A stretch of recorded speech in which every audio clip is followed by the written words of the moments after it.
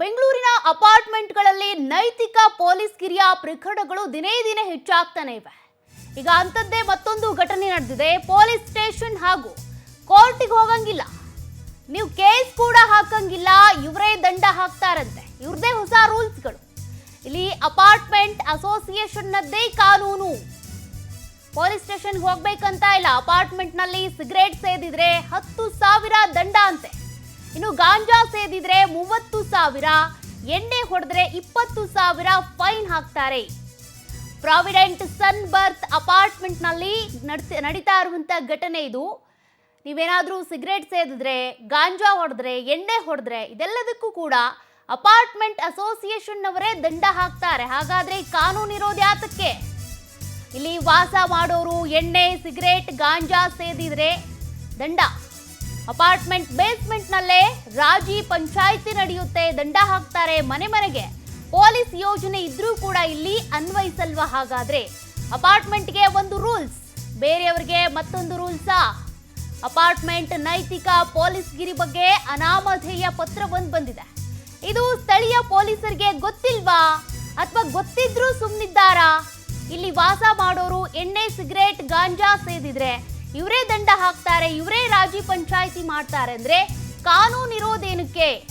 Apartment ನಲ್ಲಿ ವಾಸ ಮಾಡ್ತಾ ಇದ್ದಾರೆ ಅಂದ್ರೆ ಅವರಿಗೆ ಮನೆ ಮನೆಗೆ ಪೊಲೀಸ್ ಯೋಜನೆ ಇದೆ. ಹಾಗಿದ್ರೂ ಕೂಡ ಇವರಿಗಿಲ್ಲಿ ಅನ್ವಯಿಸ್ತಾ ಇಲ್ಲ.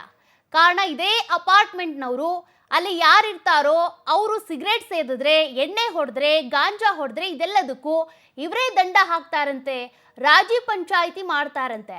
ಅಪಾರ್ಟ್ಮೆಂಟ್ ನಲ್ಲಿ ನಡೀತಾ ಇರುವಂತ ನೈತಿಕ ಪೊಲೀಸ್ ಗಿರಿ ಬಗ್ಗೆ ಈಗ ಅನಾಮಧೇಯ ಪತ್ರ ಬಂದಿದೆ.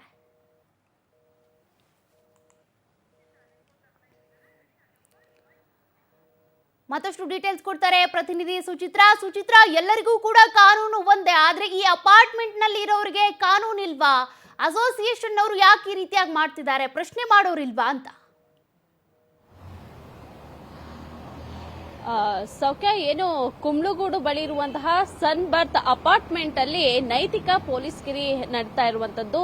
ಏನು ಅಲ್ಲಿನ ಅಪಾರ್ಟ್ಮೆಂಟ್ ನಿವಾಸಿಗಳು ಅವರದ್ದೇ ಒಂದು ಸಿಂಡಿಕೇಟ್ ಅನ್ನ ಮಾಡಿಕೊಂಡು, ಅವರದ್ದೇ ಒಂದು ಅಸೋಸಿಯೇಷನ್ ಗ್ರೂಪ್ ಅನ್ನ ಮಾಡಿಕೊಂಡು, ಅವರು ಏನು ಆ ಒಂದು ಅಪಾರ್ಟ್ಮೆಂಟ್ ಅಲ್ಲಿ ಎಣ್ಣೆನೇ ಆಗಿರ್ಬೋದು ಅಥವಾ ಗಾಂಜಾನೆ ಸೇದುವಂತದ್ದಾಗಿರ್ಬೋದು, ಜೊತೆಗೆ ಡ್ರಗ್ಸ್ ಅನ್ನ ಸೇವನೆ ಮಾಡುವಂತದ್ದಿರ್ಬೋದು, ಕಂಡು ಬಂದಲ್ಲಿ ಅವರೇ ಒಂದು ರೀತಿಯಾಗಿ ದಂಡವನ್ನ ಹಾಕುವಂತಹ ಒಂದು ಏನು ಗೂಜಿಗೆ ಹೋಗಿರುವಂತದ್ದು. ಜೊತೆಗೆ ಅಲ್ಲಿ ಅವರು ದಂಡವನ್ನ ಹಾಕಿ ಯಾರು ಮನೆಗೆ ಬರ್ತಾರೆ, ಯಾಕಂತ ಹೇಳಿದ್ರೆ ಅಪಾರ್ಟ್ಮೆಂಟ್ ನಿವಾಸಿಗಳಂತ ಹೇಳಿದ್ರೆ ಸಾಕಷ್ಟು ಜನ ಕರ್ನಾಟಕದ ಜೊತೆಗೆ ಬೇರೆ ಹೊರ ರಾಜ್ಯಗಳಿಂದನೂ ಕೂಡ ಅಪಾರ್ಟ್ಮೆಂಟ್ ನಲ್ಲಿ ನಿವಾಸಿಗಳು ಇರ್ತಾರೆ. ಹೀಗಾಗಿ ಬೇರೆ ಬೇರೆ ರಾಜ್ಯದಿಂದ ಹಾಗೆ ಕರ್ನಾಟಕ ರಾಜ್ಯದಿಂದನೂ ಕೂಡ ಅಪಾರ್ಟ್ಮೆಂಟ್ ಗಳಿಗೆ ನಿವಾಸಿಗಳು ಹೋಗಿರ್ತಾರೆ.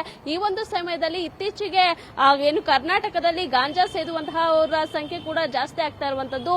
ಪೊಲೀಸ್ ಇಲಾಖೆಯು ಕೂಡ ಏನು ಕಳೆದ ಬಾರಿ 2024ರಲ್ಲಿ 92 ಕೋಟಿ ಗಾಂಜಾವನ್ನ ಜಪ್ತಿಯನ್ನ ಮಾಡಿದ್ರೆ, ಏನು ಇಲ್ಲಿಯವರೆಗೂ ಕೂಡ 120 ಕೋಟಿಗೂ ಅಧಿಕ ಮೊತ್ತದ ಗಾಂಜಾವನ್ನ ಇದೀಗ ಜಪ್ತಿಯನ್ನ ಮಾಡಿರುವಂತದ್ದು ಈಗಾಗಲೇ ನಾವು ವರದಿಯಲ್ಲಿ ಕೇಳಿರ್ತೀವಿ. ಜೊತೆಗೆ ಈ ಒಂದು ಅಪಾರ್ಟ್ಮೆಂಟ್ ಅಲ್ಲಿ ಇವರದ್ದೇ ಒಂದು ರಾಜಿ ಪಂಚಾಯಿತಿಯನ್ನ ಮಾಡಿಕೊಂಡು ಒಂದು ದಂಡವನ್ನ ಹಾಕುವಂತದ್ದು.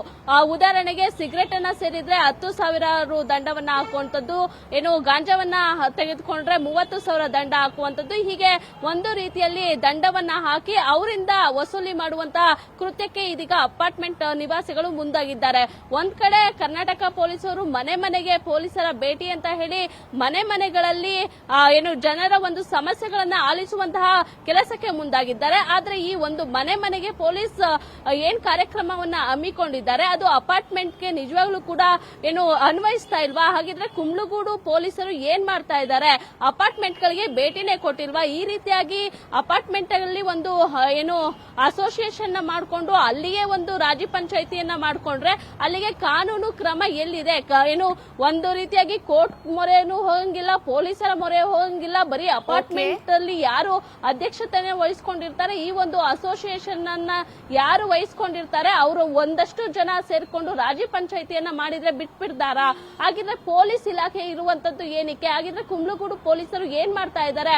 ಅಪಾರ್ಟ್ಮೆಂಟ್ ಗಳಿಗೆ ಭೇಟಿಯನ್ನೇ ಕೊಟ್ಟಿಲ್ವಾ ಅನ್ನೋದು ಕೂಡ ಒಂದ್ ರೀತಿಯಲ್ಲಿ ಅನುಮಾನ ಮೂಡುತ್ತೆ. ಜೊತೆಗೆ ಈ ಒಂದು ಗಾಂಜಾ ಸಪ್ಲೈ ಅಪಾರ್ಟ್ಮೆಂಟ್ ಗೆ ಯಾವ ರೀತಿ ಆಗ್ತಾ ಇದೆ ಅನ್ನೋದು ಕೂಡ ಏನು ಕುಂಬ್ಳಗೂಡು ಪೊಲೀಸರು ಒಂದ್ ರೀತಿಯಾಗಿ ಕ್ರಮವನ್ನ ವಹಿಸಬೇಕಾಗಿದೆ. ಸದ್ಯ ಈ ಬಗ್ಗೆ ಅನಾಮಧೇಯ ವ್ಯಕ್ತಿ ಪತ್ರವನ್ನ ಬರೆದುಕೊಂಡಿದ್ದಾರೆ. ಈ ಬಗ್ಗೆ ಕುಂಬ್ಳಗೂಡು ಪೊಲೀಸ್ ಠಾಣೆಯಲ್ಲಿ ಇನ್ನೇನು ಪ್ರಕರಣ ದಾಖಲಾಗುವಂತಹ ಸಾಧ್ಯತೆ ಇದೆ. ಸೌಖ್ಯ. Thank you Suchitra ಡೀಟೇಲ್ಸ್ಗೆ.